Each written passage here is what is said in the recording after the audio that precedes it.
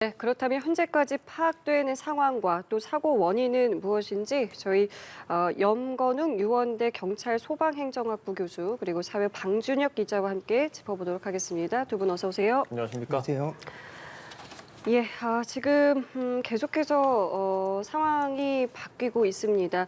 인명피해가 큰 것으로 지금 파악이 될 수밖에 없는 상황인데 일단 이번 사고 어떻게 보셨는지 먼저 좀 네, 들어보겠습니다. 오늘 오전 9시 3분경쯤에 사고가 발생했고요. 예, 무안공항으로 착륙하던 보잉 737-800기가 추락을 합니다. 이게 동체로 이제 착륙하게 되면서 거기서 이제 착륙한 이후에 끝까지 동체가 벽 쪽 끝까지 가면서 외벽에 충돌하면서 예. 지금 뭐 사망자가 다수 발생한 그런 사고가 나왔는데요.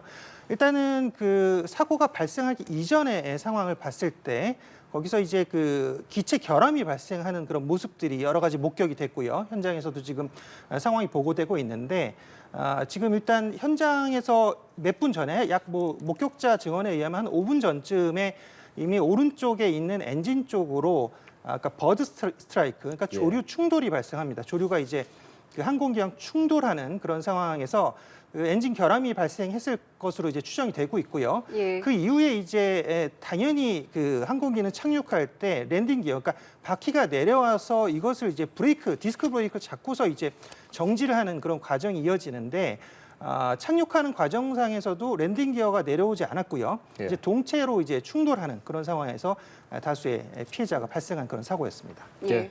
뭐 상황 좀 정리를 해주셨습니다. 방준혁 기자가 지금까지 상황 다시 한번 좀 정리를 해주실까요? 네, 우선 사상자 현황부터 좀 살펴보겠습니다. 네. 그 사고 당시 항공기에 이제 탑승했던 인원이 총 181명인데 이 중 승무원 2명이 현재 구조가 돼서 병원으로 이송이 됐습니다. 예. 나머지 인원에 대한 이제 수색 작업이 이루어졌는데 현재 사망자는 124명으로 공식 집계됐습니다.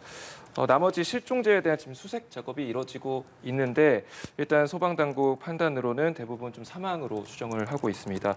그래서 실제 이 실종자들의 어떤 사망 여부와 위치에 대한 수색이 이루어지고 있고 이후에 이제 사고 원인에 대한 조사도 계속해서 진행이 되고 있습니다. 예, 이렇게 수색과 구조 작업이 진행 중인 가운데 말씀하신 것처럼 이제 사고 원인과 관련해서 뭐 앞으로 이제 본격적인 조사가 들어가겠습니다만은 현재까지 다양한 해석들이 지금 나오고 있는데요. 교수님께서는 어떻게 좀 보고 계십니까? 뭐 항공기 사고라는 것은 이제 복합적인 원인들이 작용하기 때문에요. 사고 수습 이후에 사고 원인을 밝히는데 최장 한 1년 정도까지 걸립니다.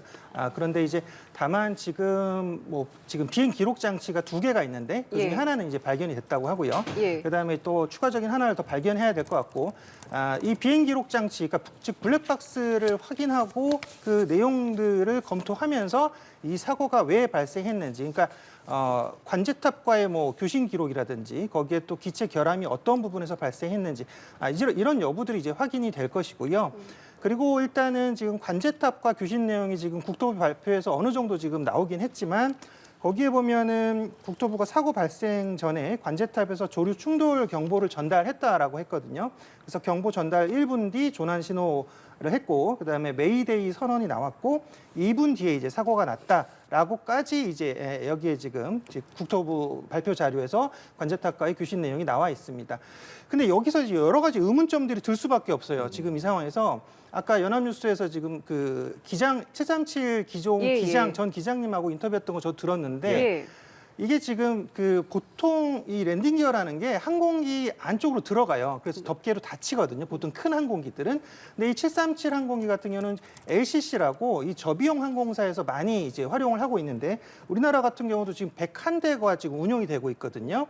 근데 이 737기의 특징은 이 랜딩 기어가 바깥에서 보입니다. 그러니까 무슨 얘기냐면 올라가긴 하는데 덮개가 닫히진 않는다는 얘기예요. 예. 그러다 보면 결국은 랜딩 기어가 만약에 작동을 하지 않았다라고 하더라도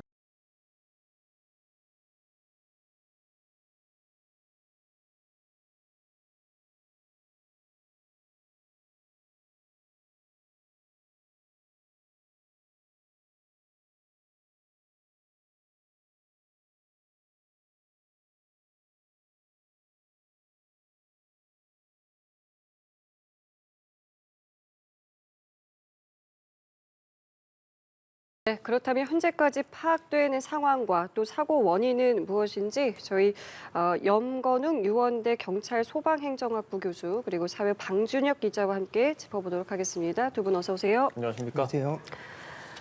예, 지금 계속해서 상황이 바뀌고 있습니다. 인명 피해가 큰 것으로 지금 파악이 될 수밖에 없는 상황인데 일단 이번 사고 어떻게 보셨는지 먼저 좀 네, 들어보겠습니다. 오늘 오전 9시 3분경쯤에 사고가 발생했고요. 예, 무안공항으로 착륙하던 보잉 737-800기가 추락을 합니다. 이게 동체로 이제 착륙하게 되면서 거기서 이제 착륙한 이후에 끝까지 동체가 벽 쪽 끝까지 가면서 외벽에 충돌하면서 예. 지금 뭐 사망자가 다수 발생한 그런 사고가 나왔는데요. 일단은 그 사고가 발생하기 이전의 상황을 봤을 때 거기서 이제 그 기체 결함이 발생하는 그런 모습들이 여러 가지 목격이 됐고요. 현장에서도 지금 상황이 보고되고 있는데 지금 일단 현장에서 몇 분 전에 약 뭐 목격자 증언에 의하면 한 5분 전쯤에 이미 오른쪽에 있는 엔진 쪽으로 아까 버드 스트라이크, 그러니까 조류 충돌이 발생합니다. 조류가 이제 그 항공기랑 충돌하는 그런 상황에서 그 엔진 결함이 발생했을 것으로 이제 추정이 되고 있고요. 예. 그 이후에 이제 당연히 그 항공기는 착륙할 때 랜딩 기어, 그러니까 바퀴가 내려와서 이것을 이제 디스크 브레이크를 잡고서 이제 정지를 하는 그런 과정이 이어지는데 착륙하는 과정상에서도 랜딩 기어가 내려오지 않았고요. 예. 이제 동체로 이제 충돌하는 그런 상황에서 다수의 피해자가 발생한 그런 사고였습니다. 예. 뭐 상황 좀 정리를 해주셨습니다. 방준혁 기자가 지금까지 상황 다시 한번 좀 정리를 해주실까요? 네, 우선 사상자 현황부터 좀 살펴보겠습니다. 예. 그 사고 당시 항공기에 이제 탑승했던 인원이 총 181명인데 이 중 승무원 2명이 현재 구조가 돼서 병원으로 이송이 됐습니다. 예. 나머지 인원에 대한 이제 수색 작업이 이루어졌는데 현재 사망자는 124명으로 공식 집계됐습니다. 나머지 실종자에 대한 지금 수색 작업이 이루어지고 있는데 일단 소방당국 판단으로는 대부분 좀 사망으로 추정을 하고 있습니다. 그래서 실제 이 실종자들의 어떤 사망 여부와 위치에 대한 수색이 이루어지고 있고 이후에 이제 사고 원인에 대한 조사도 계속해서 진행이 되고 있습니다. 예, 이렇게 수색과 구조 작업이 진행 중인 가운데 말씀하신 것처럼 이제 사고 원인과 관련해서 뭐 앞으로 이제 본격적인 조사가 들어가겠습니다만은 현재까지 다양한 해석들이 지금 나오고 있는데요. 교수님께서는 어떻게 좀 보고 계십니까? 뭐 항공기 사고라는 것은 이제 복합적인 원인들이 작용하기 때문에요. 사고 수습 이후에 사고 원인을 밝히는데 최장 한 1년 정도까지 걸립니다. 그런데 이제 다만 지금 비행 기록 장치가 2개가 있는데 그중에 예. 하나는 이제 발견이 됐다고 하고요. 예. 그다음에 또 추가적인 하나를 더 발견해야 될 것 같고 이 비행 기록 장치, 그러니까 즉 블랙박스를 확인하고 그 내용들을 검토하면서 이 사고가 왜 발생했는지, 그러니까 관제탑과의 뭐 교신 기록이라든지 거기에 또 기체 결함이 어떤 부분에서 발생했는지 이런 여부들이 이제 확인이 될 것이고요. 그리고 일단은 지금 관제탑과 교신 내용이 지금 국토부 발표에서 어느 정도 지금 나오긴 했지만 거기에 보면은 국토부가 사고 발생 전에 관제탑에서 조류 충돌 경보를 전달했다라고 했거든요. 그래서 경보 전달 1분 뒤 조난 신호를 했고, 그다음에 메이데이 선언이 나왔고, 2분 뒤에 이제 사고가 났다라고까지 이제 여기에 지금 국토부 발표 자료에서 관제탑과의 교신 내용이 나와 있습니다. 근데 여기서 이제 여러 가지 의문점들이 들 수밖에 없어요. 지금 이 상황에서 아까 연합뉴스에서 지금 그 기장 737 기종 예, 기장 예. 전 기장님하고 인터뷰했던 거 저 들었는데 예. 이게 지금 그 보통 이 랜딩 기어라는 게 항공기 안쪽으로 들어가요. 그래서 덮개로 닫히거든요. 보통 큰 항공기들은. 근데 이 737 항공기 같은 경우는 LCC라고 이 저비용 항공사에서 많이 이제 활용을 하고 있는데 우리나라 같은 경우도 지금 101대가 지금 운용이 되고 있거든요. 근데 이 737기의 특징은 이 랜딩 기어가 바깥에서 보입니다. 그러니까 무슨 얘기냐면 올라가긴 하는데 덮개가 닫히진 않는다는 얘기예요. 예. 그러다 보면 결국은 랜딩 기어가 만약에 작동을 하지 않았다라고 하더라도 아까 그 전 기장님 말씀으로는 중력으로 떨어뜨릴 수 있다. 네. 근데 그것이 왜 안 됐는지 의문이다라는 말씀을 하셨거든요. 그래서 그 부분도 한번 기계적인 부분을 좀 눈여겨봐야 될 것 같고요. 그리고 과연 조류 충돌로 인해서 버드 스트라이크가 발생했을 때 정확하게 지금 이것을 분명히 착륙을 시도했어야 되는지 이런 여부도 조금 이제 의문이 갈 수밖에 없는 내용이에요. 물론 지금 여러 가지는 다시 이제 우리가 추정할 수밖에 없는 그런 상황이지만, 그렇죠. 예. 근데 이게 동체 착륙은 사실은 그 기장님들이라든지 항공 전문가들이 얘기하기는 최후의 수단이다라고 얘기를 하거든요. 그래서 보통 아까 말했듯이 왜 그러면 바다로 떨어지지 않았냐, 옆에 바다가 있는데 그렇게 얘기했는데 또 아까 그 기장님께서 그렇게 말씀하시더라고요. 보통은 이 지금 활주로가 가장 안전한 지금 착륙지다. 그런데 예. 이것을 이제 바다로 가는 것은 더 위험할 수 있다. 이런 말씀도 하셨거든요. 근데 우리가 영화에서 옛날에 나왔지만 그 허드슨 강인가요? 미국에서 예. 강으로 추락했던 그런 사례도 있긴 해요. 근데 이것도 사실은 그 항공기 기장이 굉장히 많은 판단과 순간적인 어떤 기지를 발휘해야만 그런 어떤 착륙이 가능한 것인데 지금 이 상황에서는 랜딩 기어를 내릴 수 없는 급박한 상황에서 이 지금 항공기 기장이라든지 승무원들의 어떤 그 판단이 지금 이 무한공항으로 긴급 동체 착륙을 할 수밖에 없었는지 그 여부를 일단 파악해야 되는데 그럼 그것이 아까 조류에 의한 버드 스트라이크로 인해서 기체가 결국은 지금 제어할 수 없는 그런 상황이 되었고 그러면 랜딩 기어도 나오지 못한 상황이 돼서 이것이 충돌하게 되었는가. 근데 거기 이제 동체 착륙으로 하면 그 보통은 그렇게 하더라고요. 이게 저도 이제 이 항공 전문가들 얘기를 들어보면 동체가 앞으로 이제 닿게 하는 거죠. 예. 무슨 얘기냐? 그러니까 마찰을 최대한 발생시키는 거예요. 근데 여기서 지금 착륙할 때 보면은 사실 엔진 2개로 끌고 갑니다. 그러니까 무슨 얘기냐면 스키 타듯이 항공기 앞에가 머리가 들린 상태에서 쭉 가기 때문에 가속도가 더 붙는 그런 모습이 보여지고 있거든요.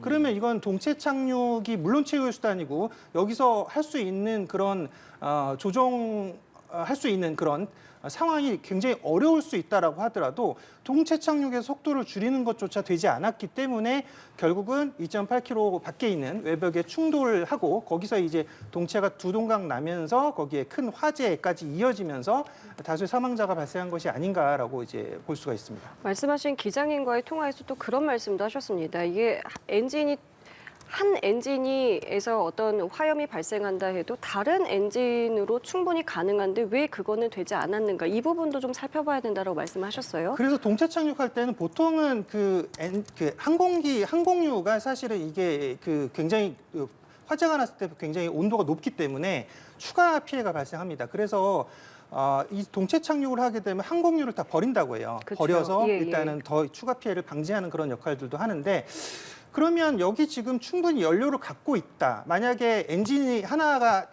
하나는 지금 고장이 났고 하나는 작동을 하고 있다라고 하면 다른 방법을 한번 모색해 볼 가능성도 있었겠죠. 예를 들어 인근에 있는 공항이라든지 아니면 좀 다시 선회를 하면서 관제탑의 지시를 받아서 추가 조치를 할 수 있는 그런 상황도 있을 수 있습니다. 하지만 일단 지금 사고가 발생한 것은 어떤 그 항공기 기장이라든지 승무원의 어떤 판단에 의해서 착륙할 수밖에 없는 그런 상황이었다라고 봐야 될 건 같아요. 근데 이게 1차 시도, 2차 시도가 있었단 말이에요. 1차 시도에서 지금 내려오려고 했지만 다시 지금 고 어라운드 복행을 하게 돼요. 그래서 예. 2차 시도에서 이제 내려오면서 결국은 동체 착륙을 하게 되고 랜딩 기어는 펴지지 않고 그것은 2.8km 있는 외벽까지 가서 충돌을 하는 그런 상황이었다라고 봤을 때 이 부분에서는 이제 여러 가지 우리가 이제 변수들을 이제 얘기를 할 수는 있지만 이것은 이제 아직 결과가 지금 나오지도 않고 사실 지금 굉장히 단편적인 그런 조각들만 지금 맞춰져 있기 때문에 이것은 결국은 우리가 이제 추정할 수밖에 없는 부분이죠. 예, 말씀을 해주셨지만 사실 지금으로서 알 수 있는 것이 제한적인 것이 사실입니다. 인명 피해 같은 부분도 저희가 전반적인 상황을 위해서 명수를 말씀드리고 있지만 시시각각 또 변할 수 있다는 것도 다시 전해드리겠고요. 또 이 추정되는 원인도 역시나 아직은 추정 상황입니다. 다만 그런 것들을 직접적으로 알기 위해서는 교수님 그런 저장 장치, 예를 들면 비행 기록 장치라든지 음성 기록 장치 등에 대한 조사가 필요할 텐데 사고조사위원회에서 비행 기록 장치는 지금 수거했다라고 국토부 발표를 통해서 전해지고 있습니다. 네. 음성 기록 장치는 추가로 확보할 계획인데 자, 이런 부분을 확보하게 된다면 어떤 식으로 또 조사를 진행하고 이 부분에 대한 좀 파악까지 사실 걸리는 시간도 꽤 오래 걸릴 것 같거든요, 교수님. 네, 지금 지금 항공기 사고의 원인은 크게 두 가지거든요. 첫 번째는 이제 기체 결함이 발생했다. 그것이 이제 버드 스트라이크에 의한 기체 결함인 것이냐, 아니면 뭐 정말 버드 스트라이크가 아닌 다른 또 기체 결함인 것이냐, 아니면 조종사의 실수였던 것이냐, 이 모든 것들을 다 이제 고려해야 되는 그런 상황이고요. 두 번째는 지금 결국은 동체 착륙하는 그런 상황에서 외벽에 들이받는 그런 상황이 결국은 이 항공기를 부러뜨렸고 거기서 큰 화재가 발생했고 다수의 사상자가 발생했잖아요. 근데 물론 국토부에서 여기 2,800m, 그러니까 2.8km의 활주로 길이는 문제가 없다라고 했습니다. 근데 다른 지금 우리나라의 다른 공항들보다는 활주로 길이가 현저하게 짧긴 해요. 옆에 있는 광주공항만 하도 3km거든요. 그리고 김포공항하고 인천공항 같은 경우 3.6km, 3.7km이기 때문에 물론 저 상황에서는 당연히 또 가정이지만 그럼 더 3.6km, 3.7km를 만약 인천공항까지 우회해서 가서 선회해서 가서 거기서 3.6km, 3.7km 갔었을 때도 안전하게 그것을 동체 착륙 가능했을 것이냐. 그것은 사실 의문일 수밖에 없지만 다만 이 상황에서 물리적인 환경은 2.8km보다 조금 길었다면 저 외벽이 없었다면이라는 가정은 가능하잖아요, 사실. 그래서 저것이 만약에 외벽이 없었고 저 길이가 조금 더 확보가 됐었다라고 하면 물론 여러 가지 어떤 결함들에 의해서 사고가 발생했지만 이 동체 착륙에 의해서 이렇게 많은 사상자가 나지 않았을 가능성도 있지 않을까라는 좀 아쉬움은 있습니다. 그래서 물론 국토부에서 2.8km는 문제가 없다라고 했지만 실제로 근데 지금 무안공항에서 2.8km가 짧다라는 얘기가 있었고요. 그래서 이 길이를 늘린다고 지금 공사 중이었다 이런 얘기가 있어요. 그러니까 지금 분명히 그럼 무안공항의 길이는 짧다라는 걸 인정한다라는 얘기일 수밖에 없거든요. 그래서 이런 것들이 사실은 지금 뭐 공항의 규격이 맞다, 그 규격이 맞다라고 하면 당연히 문제가 없을 수밖에 없죠. 다만 근데 이 사고가 이렇게 발생했기 때문에 그런 그 규격도 문제가 있을 수도 있지 않나라는 의문을 가질 수밖에 없다는 거죠. 그렇기 때문에 지금 저희가 말씀드린 것처럼 이 블랙박스를 통해서 한시라도 당시 상황이 어땠는지를 다시 되돌아볼 수 있는 기록들이 지금 필요한 것인데 조금 전에 그렇게 얘기하셨어요. 이런 경우에는 최장 1년까지도 걸릴 수 있다라고 말씀을 하셨는데 네. 어떤 과정들이 앞으로 필요한 겁니까? 일단은 지금 블랙박스 기록 장치를 지금 다 찾아야 돼요. 음성 기록이 사실 더 중요합니다. 음성 기록은 관제탑과의 교신 내용이라든지 또는 여기 지금 지금 기장이라든지 여기서 조종사들이 얘기했던 그런 교신 내용들도 담겨 있을 겁니다. 그래서 그런 내용들을 일단 확보해서 거기서 지금 어떤 문제가 발생했는지 분명히 여기서 대화했던 내용들이 있을 거거든요. 그런 내용들을 추정할 수가 있고요. 또 기계적인 부분도 이 블랙박스에 기록되기 때문에 아까 말했듯이 버드 스트라이크에 의해서 지금 오른쪽 엔진이 고장났다라고 했을 때 과연 그럼 왼쪽 엔진은 가동이 가능했던 것인지, 그럼 랜딩 기어는 왜 안 내려왔던 것인지 이런 그런 것들도 부분들도 그럼요. 거기 블랙박스를 기계적인 통해서. 장치가 기록이 되는 부분이 있으니까요. 그런 것들까지 조사를 할 수가 있고요. 그래서 지금 뭐 목격자 증언들에 의해서도 지금 뭐 한 5분 전쯤에 이미 그 항공기 오른쪽 그 엔진 쪽에 펑 소리가 났다. 지금 그리고 보여드리고 있는 그렇죠. 화면인데요. 폭발하는 모습을 봤다라는 그런 목격자 진술들이 있었기 때문에 만약 이게 시간상 지금 아직 그 타임테이블이 안 나오긴 했지만 5분 전에 목격자들이 지금 충돌하는 그 모습과 소리를 들었다라고 하면 지금 아까 얘기했던 지금 국토부에서 발표했던 그런 관제탑 교신 내용은 경보 전달 1분 뒤에 조난 신호, 2분 뒤에 사고가 났다라고 하면 그 이전에 지금 이미 이미 버드 스트라이크가 발생했다라는 얘기로 볼 수밖에 없거든요. 지금 상황에서. 예. 그러면 이미 그 조난 신호라든지 조류 충돌 경보는 그러니까 지금 조류가 충돌한 이후에 전달이 됐다라고 볼 수도 있는 부분이 아직은 이건 추정입니다. 다만 이 시간 타임테이블상으로만 보면 그렇게 느낄 수밖에 없고요. 그렇게 볼 수밖에 없는 그런 부분이고요. 지금 그래서 결국은 이 사고 원인 지금 사실은 뭐 소방 당국에서도 이미 이제 사고 수습 단계로 접어들었기 때문에 안타깝지만 사고 수습을 잘 지금 마무리 짓고 이제는 항공기가 왜 이렇게 결함이 발생했고 왜 이렇게 큰 충돌과 더불어 많은 사상자가 발생했는지 이런 여부를 조사할 수밖에 없기 때문에 거기에 대해서는 결국 아까 말했듯이 왜 기체 결함을 발생했고 바로 또 선회할 수 있는 다른 방법들이라든지 다른 쪽으로 지금 그 이동한다든지 다른 공항으로 옮길 수 있는 그런 방법까지도 고려할 수 있는데 그런 것들까지 못할 수밖에 없는 그런 절박한 상황이었음을 입증할 수 있는 그런 자료들 뭐 그런 것들을 이제 지금 현장 조사라든지 지금 국토부 조사를 의해서 밝혀질 것 같은데 그것이 사실 외국 사례들도 보면 시간이 굉장히 오래 걸려요. 이게 뭐 보통은 여러 가지 그런 그러니까 자동차 교통사고 같은 경우는 뭐 길게 한두 달이면 되거든요. 아무리 길어도. 근데 이 항공기 같은 경우는 여러 가지 그런 복합적인 부분들이 발생하기 때문에 여기에 대한 종합적인 조사 결과를 발표하는데 상당한 시간이 걸릴 수밖에 없습니다. 그래서 조금 그런 부분은 종합적으로 지금 국토부에서 내용을 확인하고 또 발표할 것 같습니다. 예, 저희가 지금 대담을 하는 내내 이제 국토부 브리핑이라는 이제 내용 자료를 토대로 지금 이야기를 하고 있는 만큼 국토부에서도 지금 거의 1시간 간격으로 브리핑을 진행하고 있는데요. 브리핑 내용 한번 다시 정리를 좀 해볼게요. 바로 직전에 있었던 브리핑 내용 한번 정리해 볼까요? 네, 우선 말씀해 주신 것처럼 그 관제탑과의 수신 내용 일부가 공개된 게 이제 가장 좀 주목할 만한 부분이었는데요. 비행기가 착륙을 시도하는 과정에서 그 관제탑에서 그 조류 경보를 발령을 했고 이후 1분 뒤에 기장이 메이데이 선언을 하게 됩니다. 이후 사고가 나기까지 2분 정도가 걸렸는데요. 이런 여러 상황들이 좀 담겼을 것으로 추정이 되는 비행 기록 장치가 현재 수거가 된 상태입니다. 정부 조사단이 해당 내용을 좀 조사할 것으로 좀 예상이 되고요. 여러 좀 사고 원인과 관련한 질의가 있었습니다. 말씀하신 것처럼 좀 활주로 길이에 대한 좀 내용도 있었는데 이제 국토부 측에서는 이 활주로 길이 때문에 일어난 사고는 아니다라는 좀 입장을 밝혔고요.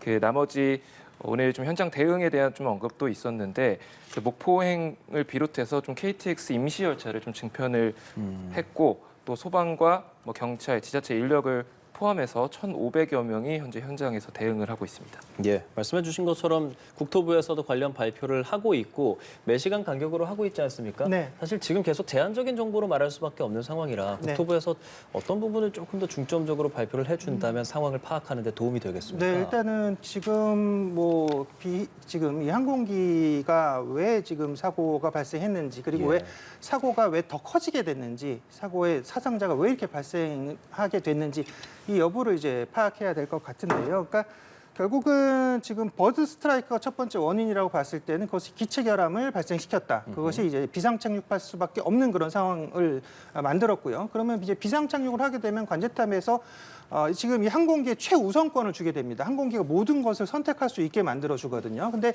지금 연합에서 지금 연합뉴스 TV에서 말씀하시기로도 지금 1번 활주로로 지금 착륙을 하려다가 19번 활주로로 바뀌었다라고 했는데 예. 그 길이가 어떤 게 더 긴 건지 사실 저는 모르겠지만 어쨌건 그럼 왜 1번에서 또 19번으로 바꿔서 착륙을 시도했는지 그러면 그렇게 급박할 수밖에 없던 상황이라는 건데 그런 것들에 대한 조사도 좀 필요할 것 같고요. 그리고 이 지금 앞바퀴도 나오지 않았고 뒷바퀴도 나오지 않았고 그러니까 결국은 결국은 이런 지금 그 모든 장치들이 정지된 그런 상황에서 결국은 이 항공기가 쭉 밀려나가면서 외벽에 부닥치는 그런 속도가 굉장히 빨랐다. 그러니까 결국은 이걸 오버런이라고 표현하는데요. 오버런 할 수밖에 없었던 그런 상황은 왜 그렇게 되었을까? 이런 것들도 지금 우리가 좀 확인을 지금 항공 당국과 지금 국토부 당국자들이 좀 확인을 해야 될 부분이라고 보여집니다. 오버런에 대해서 조금 더 자세하게 좀 설명을 부탁드릴게요. 네, 이제 기체를 바닥에서 이제 착륙해서 막차를 최대한 일으켜서 결국은 항공기의 속도를 줄여야 되는 거거든요. 줄여야 되는데 지금 여기서는 항공기의 속도가 줄지 않는 모습을 보여줍니다. 왜 그러냐면요. 기체 앞에가 들려 있어요. 기체 앞에가 땅으로 들이받아서 꼬꾸라진 상태로 그러니까 한마디로 전체 동체가 끌려가야 되는 상황이 되는 거거든요. 그것이 이제 결국은 항공기 기체의 속도를 줄일 수 있는 지상에서 속도를 줄일 수 있는 그런 방법인데 물론 항공기 날개를 펴가지고 날개가 위로 올라오면서 그것이 이제 브레이크를 잡는 역할을 하는데 네. 그냥 제 생각에는 항공기 전문가들 얘기도 아마 제가 알기로는 그런데 이 지상에서는 사실 브레이크 장치를 써야 되는 거예요. 그러니까 지금 아까 말했듯이 지금 바퀴에 있는 브레이크 장치를 잡아야 되는 그런 상황인데 저기서 지금 항공기 날개를 펴서 브레이크를 잡아봤자 이것은 그렇게 큰 효과가 현재 상황에서는 없을 수 있는 거거든요. 그러니까 지금 제동 장치, 그러니까 지금 그 승용차 브레이크랑 똑같다고 보시면 돼요. 저기는 실제로 그 페달이 달려 있고 페달을 그 기장 그 분들이 밟아서 브레이크를 잡는다, 디스크 브레이크를 밟는다 이런 얘기들이 있기 때문에 결국은 그러면 이게 지금 이게 항공기가 비상 착륙해서 쫙 가면서 결국은 속도를 제어할 수 없고 오버런이 되면서 결국 외벽에 들이받을 수밖에 없었던 그런 상황이었다라고 봤을 때 그런 이제 원인들도 조사를 해봐야 되는 거죠. 지금 말씀하신 원인들 외에 자체적으로 기계 결함 가능성도 있겠습니까? 근데 이게 자체적으로 기계 결함이 있었다라고 하면 이게 지금 지금 랜딩 기어를 펴는 시간이 약 3분에서 5분 전이라고 아까 기장님 말씀하셨거든요.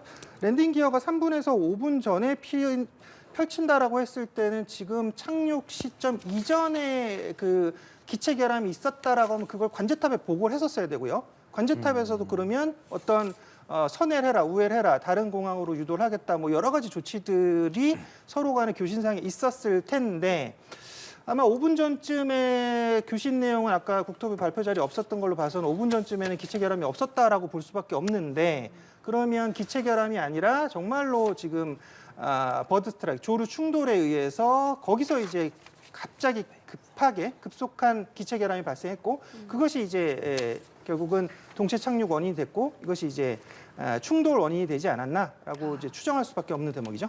예, 지금 교수께서 추정할 수 있는 대목들에 대해서 하나하나씩 설명을 해주고 계십니다.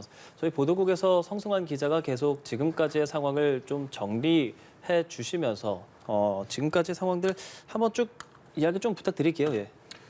일단은 그 오전 9시 예. 3분에 신고가 접수가 된 것으로 지금 소방 보고서에는 나와 있고요.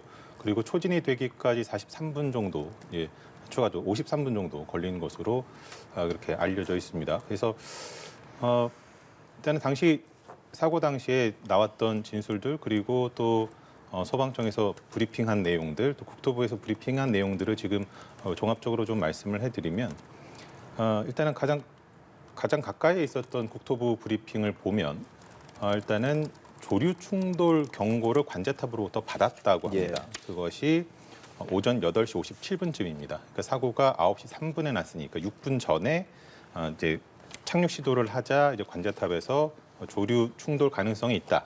버드 스트라이크 가능성이 있다라고 주의를 줬고 그러고 나서 1분 뒤에 기장이 메이데이 신호를 보냈다고 합니다. 그래서 이제 사고기가 이제 9시에 당초 이제 착륙해야 하는 방향, 이게 01번 활주로인데 그 반대 방향인 19 활주로를 통해서 착륙을 시도를 했고 이후 3분 후인 9시 3분에 랜딩 기어를 내리지 않은 채, 그러니까 브리핑상에서는 랜딩 기어를 내리지 않은 채라고 했습니다만 이게 결함 때문인지 어떤 문제가 있었던 건지에 대해서는 좀 섣부르게 좀 단정을 내리기는 어렵겠습니다만 정상적인 과정이라고 한다면 랜딩 기어를 내리고 당연히 들어갔어야 하는 것이 맞고 그렇습니다만 아까 전문가님께서도 말씀을 하셨습니다만 동체 착륙을 시도를 했다라고 했을 때 이렇게 좀 지금 영상에서 나오는 것을 보면 정상 착륙하는 뒤를 먼저 내려서 착지를 하고 앞이 붙는 정상 착륙의 시도의 모습도 보이거든요. 그래서 블랙박스와 음성 기록 이런 것들도 확실히 좀 살펴보면서 사고 원인에 대해서 정확한 분석이 좀 이루어져야 돼서 사고 원인에 대해서 좀 단정적으로 저희들이 얘기하는 것은 좀 위험할 수도 있겠다라는 좀 생각을 하고요. 그리고 사고기를 운항한 2명의 조종사가 기장의 경우에는 6,823시간을 운행을 했다고 하고요. 부기장의 경우에는 1,650시간 정도의 비행 경력이 있다고 합니다. 적지 않은 운행 시간이기 때문에 물론 이런 동체 착륙을 해야 할 만한 상황을 기존에 겪은 적이 있는지에 대해서는 알려지지 않았습니다만 그런 경우에도 대응할 수 있는 매뉴얼이 있다고 하기 때문에 그것에 의해서 진행이 됐는지 안 됐는지 여부도 따져봐야 될 것으로 보이고요. 또 항공철도사고조사위원회가 사고기의 2가지 블랙박스 가운데서 비행기록 장치는 수거를 했다라고 그렇게 국토부에서 설명을 했고요. 음성 기록 장치 이것이 상당히 좀 중요할 것으로 보이는데 음성 기록 장치는 현장 상황에 따라서 추가 확보를 시도를 하고 있다라고 그렇게 설명을 했습니다. 알겠습니다.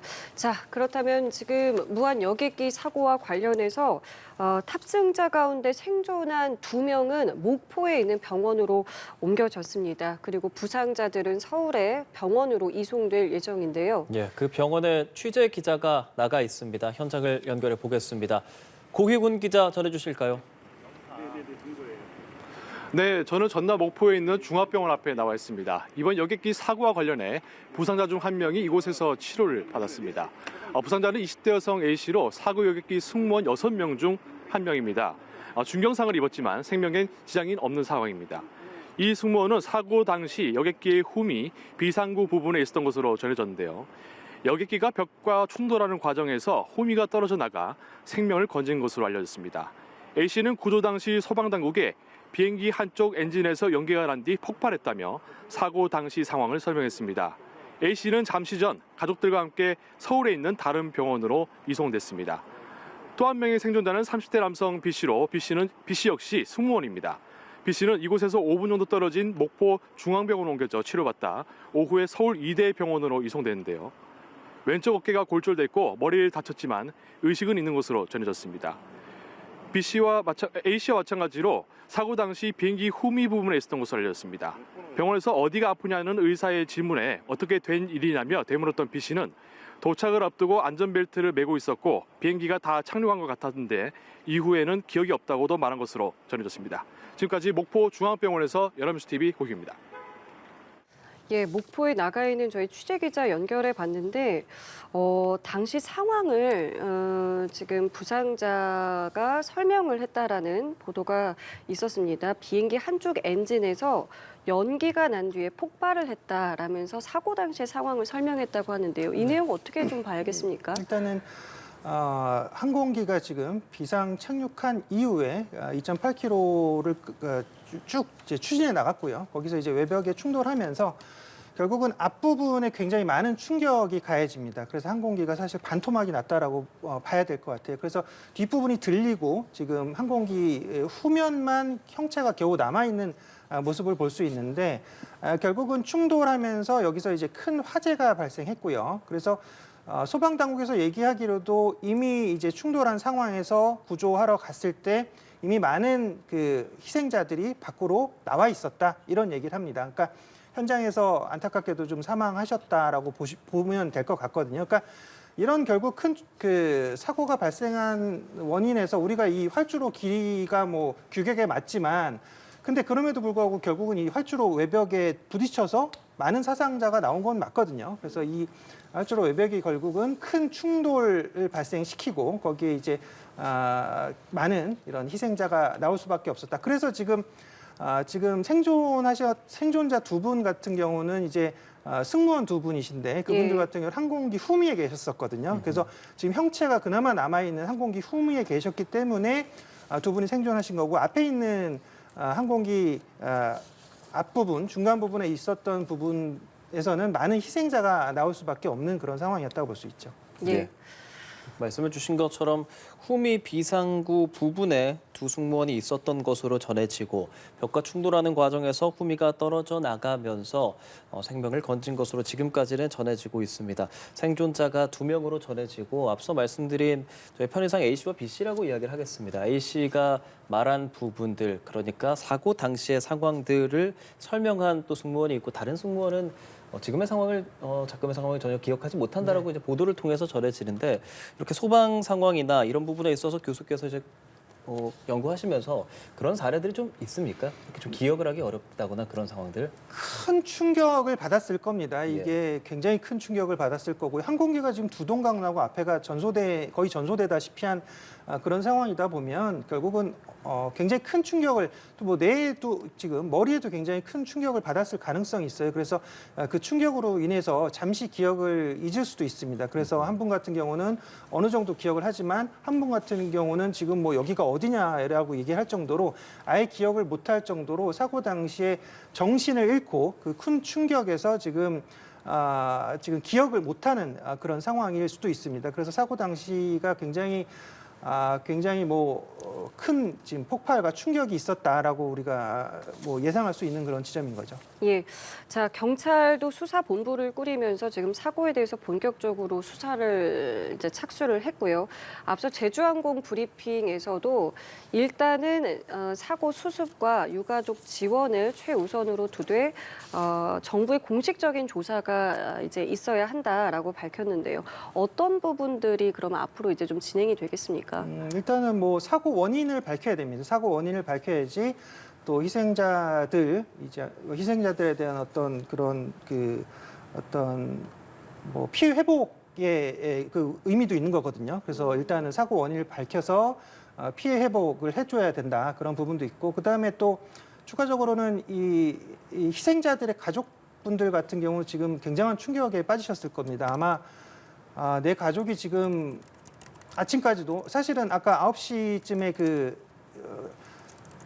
메신저 서비스를 통해서 이제 연락을 했던 내용을 저도 봤거든요. 예, 일부 보도가 됐지요. 일부 봤는데 예. 어머니에게 지금 항공기가 지금 착륙을 못 하고 있어, 막 이런 내용들도 있더라고요. 그러면 사실 지금 집에 들어와서 같이 밥 먹고 이제 내일을 맞이해야 될 그런 시간에 지금 이런 안타까운 소식을 전해들은 그 가족분들 입장에서는 참 얼마나 정말 가슴이 아프시겠어요. 정말 이건 사실 누구도 이해 못할 그런 아픔일 겁니다. 그래서 이런 피해 회복을 위해서 일단은 그런 심리 치료라든지 또는 이런 지금 피해 가족들 케어를 하는 것도 사실은 가장 최우선입니다. 물론 그 다음에 보상도 이루어져야 되고요. 또 여러 가지 사고 수습 방안도 이루어져야 되고요. 그리고 최우선적으로는 지금 사고 수습과 더불어서 지금 희생자들을 다 찾아내는 것도 중요합니다. 아직 다 못 찾았을 수도 있고요. 또 혹시나 모를 생존자를 또 찾아야 되는 그런 부분도 있습니다. 물론 지금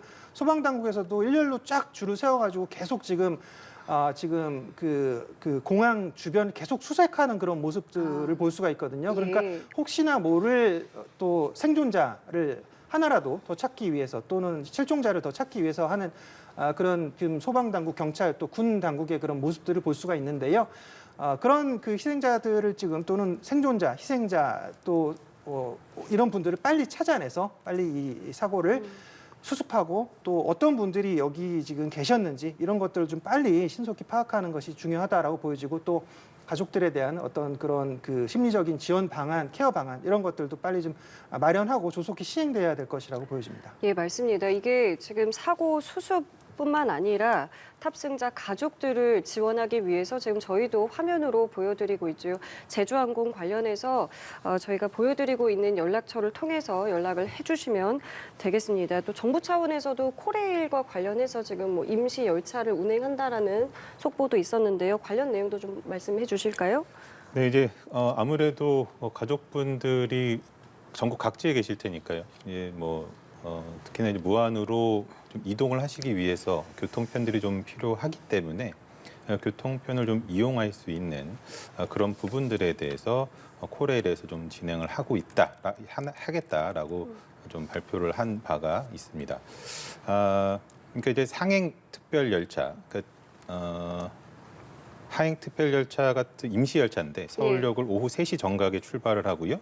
광명역과 오송역, 익산역, 나주역, 목포역을 차례로 정차를 한다고 합니다.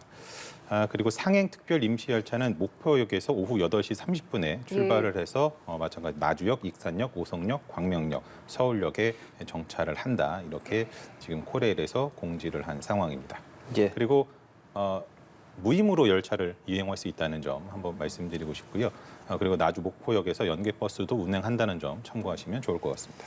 예, 그렇습니다. 지금 사고 관련해서 유가족을 위한 임시 열차를 투입하고 저희가 위로의 말씀을 아무리 드려도 이게 어떻게 닿을지 모르겠습니다만 탑승자 가족을 위한 지원들 필요하다라는 거 두 분께서 입을 모아서 말씀해주고 계십니다. 이런 사고가 있을 때 어떤 부분에서 좀 구체적인 지원이 있으면 조금이라도 좀 도움이 될 수 있겠습니까? 교수님? 빨리 이제 사고 수습본부를 마련하고 거기서 이제 두 가지가 동시에 이루어져야 됩니다. 사고 원인을 파악하고 그다음에 또 여기 지금 희생자라든지 실종자 또 생존자들을 빨리 구조하고 구호하는 그런 조치들, 그리고 또 가족들에 대한 어떤 그 보호 조치들도 필요합니다. 이 가족들이 받을 그런 큰 충격들이 있기 때문에. 그리고 사실은 그 심리 치료보다 전에 더 중요한 게 빨리 이 소식을 알려주는 게 중요해요.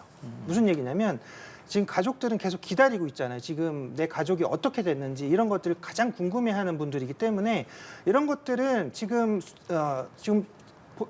이 당국에서 파악되는 내용을 바로바로 전달해 주셔서 내용을 알려주시는 게 좋습니다. 물론 충격적인 내용일 수도 있고 안타까운 내용일 수도 있지만 그래도 그런 내용들을 빨리 알려주셔야지 가족들이 그래도 좀 이런 내용 소식들을 듣고서 이런 안타까운 마음들이 그래도 조금 덜할 수 있거든요. 그래서 이런 소식을 가장 빨리 이 지금 가족들에게 탑승자 가족들에게 알려주는 것이 일단 최우선적인 내용으로 이루어져야 될 것 같고요. 그 다음에 가족들이 아마 제주항공이라든지 국토부 쪽에서 마련한 그런 뭐 희생자 가족 이제 이들이 모이는 그런 곳으로 오실 거예요 아마도. 그러면 거기에서 바로바로 이런 내용들을 좀 브리핑 해주시고 그다음에 거기서 이제 어떻게 대응할 것이냐 또 어떻게 사고 조사가 되고 있느냐 그리고 가족들에게 어떻게 조치를 할 것이냐 이런 내용들을 좀 같이 좀 빨리 대응해 주시고 마련해 주시는 것이 좋을 것 같습니다. 알겠습니다. 관련해서 들어오는 소식도 저희가 바로 전해드리겠고요.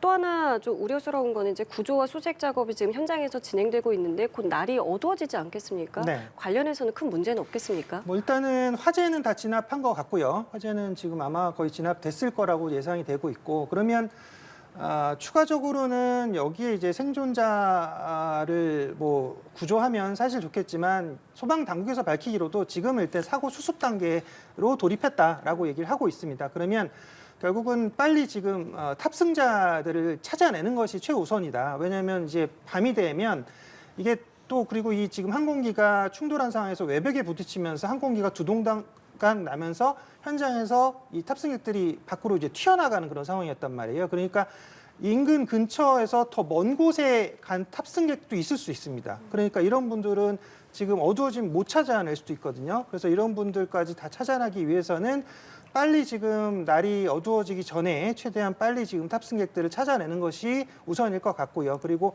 어두워지더라도 계속적으로 지금 수색 작업을 펼쳐서 이런 탑승객들을 마지막 한 분까지 빨리 찾아내는 것이 지금 현재 상황에선 가장 최우선이다라고 볼 수 있습니다.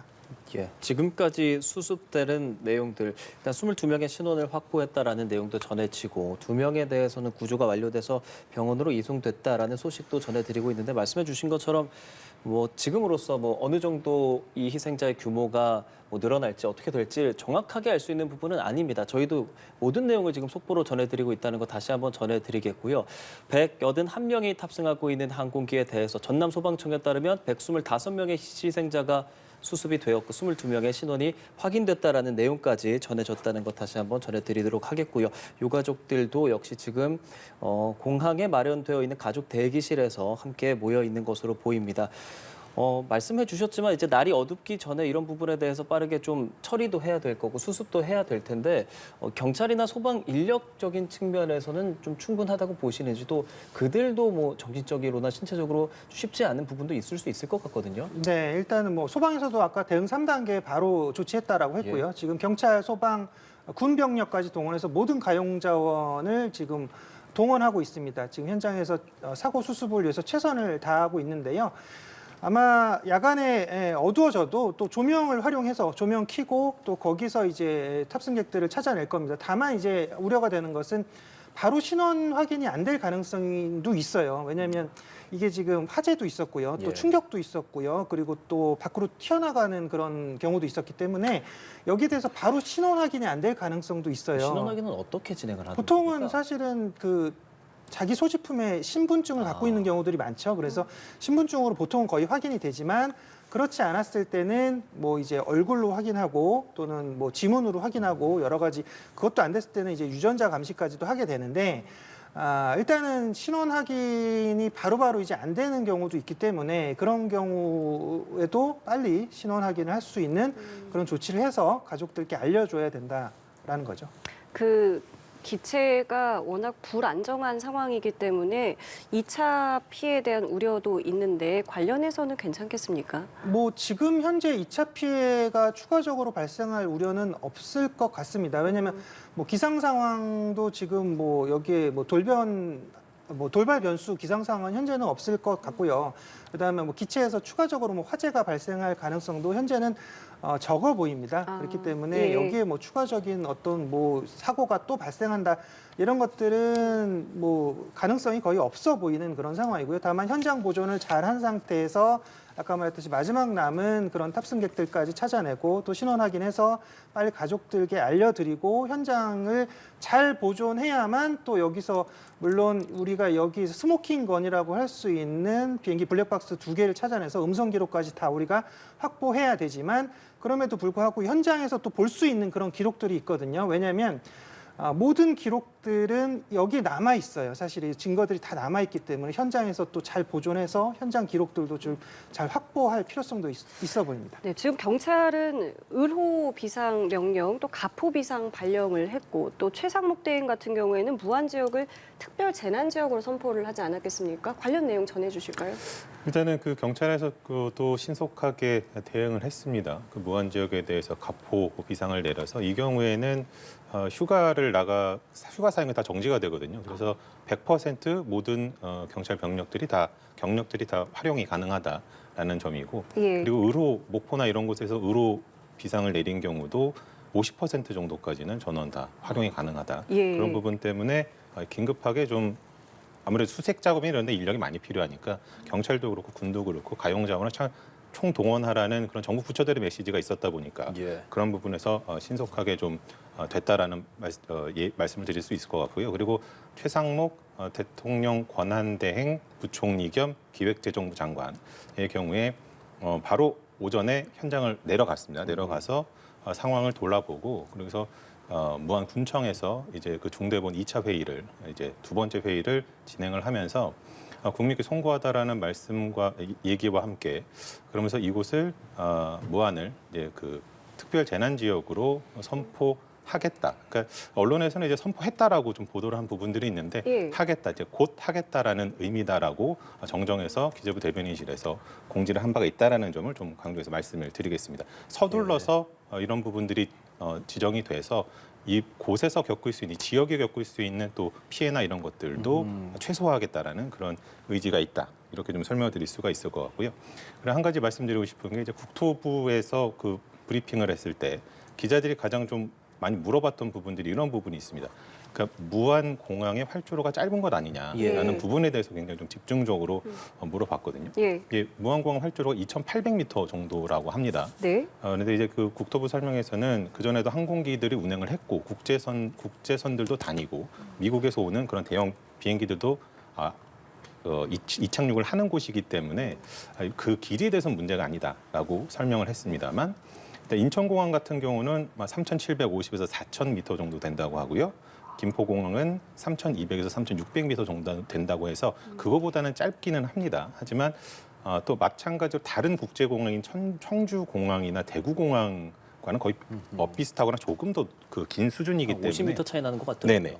그런 부분에서 본다고 하면은 결국엔 국토부 설명처럼 길이가 짧지는 않다. 다만 그 길이라는 것이 동체 착륙을 과연 염두에 둔 길이인 것이냐라는 부분. 그래서 활주로 이후에 어떤 그 잔디밭이라고 할까요? 이렇게 예. 좀 여유 구간들을 대해서는 어떤 기준이 있는지에 대해서 아직 명확하게 밝히지는 않았거든요. 예. 이 부분에 대해서 기자들의 이제 취재가 계속 이루어질 것으로 보이고 또 하나 나오는 것이 그 모래를 좀 쌓아서 그 충돌을 완화할 수 있는 그런 시스템들은 갖춰놓았어야 되는 것이 의무가 아니냐라는 부분에 대한 좀 질문들도 있었기 때문에 네. 이 부분에 대해서도 기자들의 취재 그리고 보도들이 계속 이어질 것으로 예상이 됩니다. 이게 지금 국토부 브리핑에서 기자들과 질의응답 네네. 과정이었고 약 1시간 전 브리핑이었잖아요. 네, 맞습니다. 다음 브리핑은 언제 예정되어 있습니까? 이제 뭐 곧 1시간마다 간격으로 한다고 했기 때문에 아마 예. 5시쯤이면은 이제 또 브리핑이 있을 것으로 보이는데요. 예.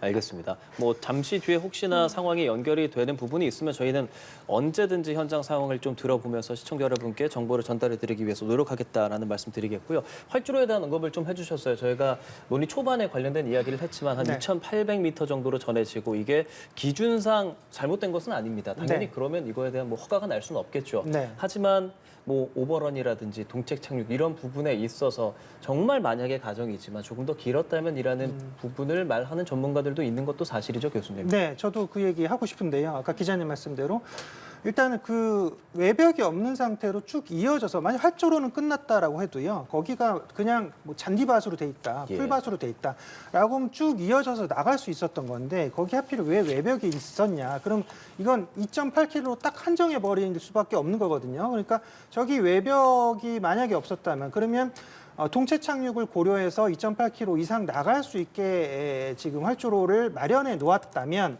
이것도 사실은 좀 이 현장 상황에서 봤을 때는 그랬다면 할 수밖에 없는 그런 부분이긴 하고요. 그다음에 뭐 모래를 쌓아서 뭐 지금 항공기 속도를 줄인다든지 이런 뭐 방안도 고려할 수 있었던 거고. 그리고 동체 착륙을 할 때 원래 특수폼을 이제 뿌려버려요. 그래서 그게 뭔가요? 특수폼을 뿌려서 뭐 화재도 예방하고 뭐 속도도 줄이고 뭐 여러 가지 그런 고려를 해가지고 특수폼을 발라서 동체 착륙해라 이렇게 얘기를 하는데 그러면 특수폼을 뿌릴 시간도 없었다는 얘기거든요. 아까 말했듯이 뭐 지금 아까 8시 57분에 관제 탑과 교신했고 바로 이제 한 5분 뒤에 추락했고 이런 상황을 봤을 때는 아마 그 현장에서 동체 착륙을 대비할 할 수 있는 시간조차 없는 그런 상황이었다. 현장에서 여러 가지 그런 동체 착륙에 지금 뭐 여러 가지 뭐 기능들을 마련할 수 없는 그런 상황이었다라고 볼 수밖에 없는 거죠. 아까 특수폼도 못 뿌렸고 여러 가지 뭐 소방차가 현장에서 뭐 대기한다든지 여러 가지 그런 뭐 아마 그거는 또 확인해 봐야 될 것 같아요. 바로 소방차가 여기서 대기하고서 화재 진압을 했는지 뭐 그런 여부들도 좀 확인해 봐야 될 것 같은데 어쨌건 안타까운 부분이긴 합니다. 분명히 저기 2.8km가 규격에 맞는 그런 활주로였다 쳐도요. 만약에 외벽이 없이 그냥 뭐 거기 모래밭이라도 그냥 끌려갔으면 어느 순간은 속도가 줄어들면서 정지했고 분명히 이런 충격에 의해서 큰 사고로 이어지진 않았을 것이다. 라고 하는 그런 안타까움은 있다라는 거죠. 그래서 그런 부분도 한번 좀, 네, 말씀해 주십시오.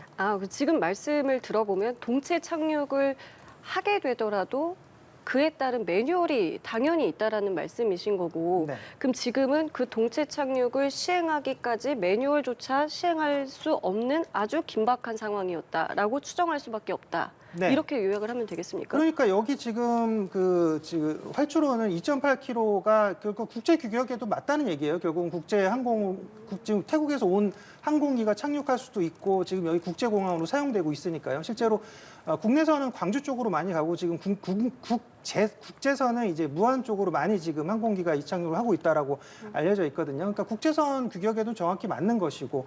다만 지금 이런 그 동체 착륙까지 고려한 길이인 거냐 2.8km가 이제 그런 부분에서 이제 의문일 수밖에 없는 거고요. 그러면 이제 그 동체 착륙에 대한 이제 매뉴얼들 있습니다. 이제 그 항공기 조종사들 얘기를 들으면 예.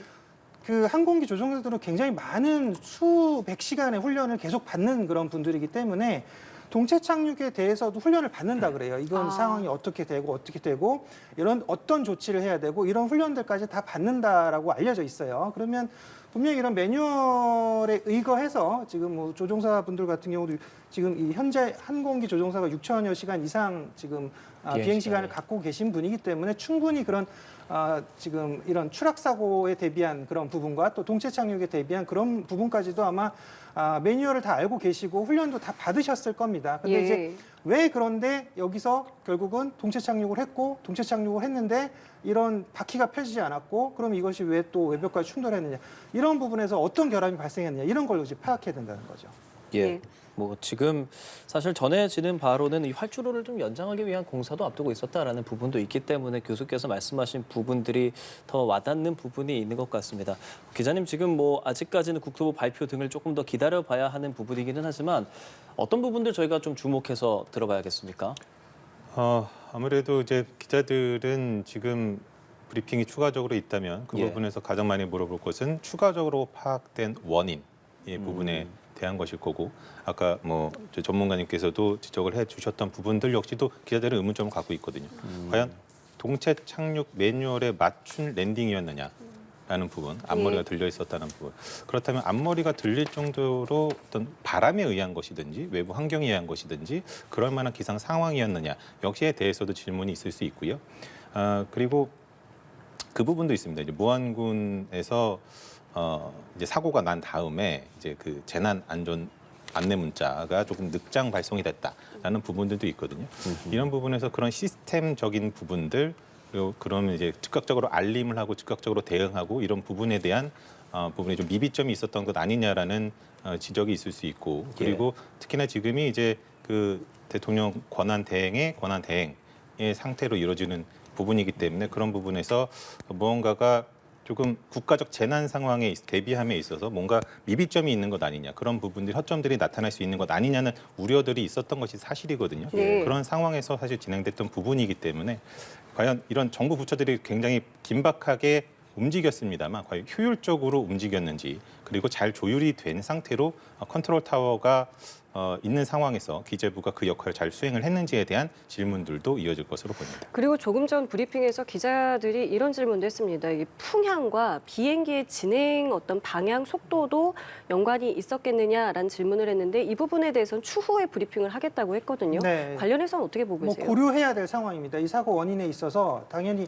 기상 조건은 당연히 고려해야 될 상황인데 아까 근데 그 초반에 그 뭐 기상청 쪽에서 발표했던 내용은 기상 상황은 문제가 없었다. 바람도 약했고 그다음에 구름이 약간 낀 날씨였다. 이렇게 알려져 있거든요. 그래서 뭐 물론 이제 충돌하는 방향 쪽으로 바람이 강하게 불었다라고 하면 그것이 또 추가적으로 이 사고를 더 키운 원인이 될 수 있겠지만 이런 부분은 아직 기상 상황이 오전에 그 기상청에서 발표했던 내용상에서는 그렇게 큰 바람이 불진 않았었다라는 것과 그리고 이런 것들에 대해서 아직 지금 국토부 조사 단계에서는 아직 기상 상황까지는 확실하게 이 비행기 추락과 관련한 그런 연관성을 갖지는 못한 것 같아요. 그래서 추가적으로 물론 조사한 내용에서 또 이 기상 상황과 연계된 부분은 발표할 것 같습니다. 알겠습니다.